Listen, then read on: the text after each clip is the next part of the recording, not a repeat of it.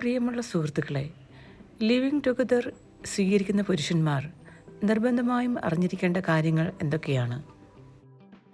ഒന്നാമതായി അറിഞ്ഞിരിക്കേണ്ടത്, ചില ഉപാധികളോടെയുള്ള ലിവിങ് ടുഗദർ നിയമപരമായി അംഗീകരിച്ചിട്ടുള്ള ഒന്നാണ്.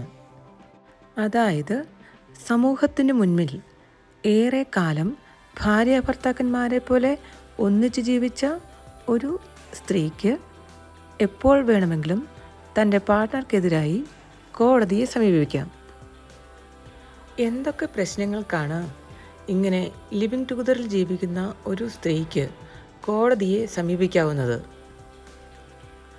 ഡൊമസ്റ്റിക് വയലൻസ് ഉണ്ടായാൽ, കുടുംബകലഹം ഉണ്ടായാൽ കോടതിയെ സമീപിക്കാം.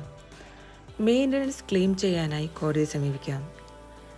വിവാഹം കഴിക്കാമെന്ന് വാഗ്ദാനം നൽകുകയും പിന്നീട് അതിൽ നിന്ന് പിന്മാറിയാൽ കോടതിയെ സമീപിക്കാവുന്നതാണ്. പ്രോപ്പർട്ടി ഡിസ്പ്യൂട്ട്സ് ഉണ്ടായാൽ കോടതിയെ സമീപിക്കാം.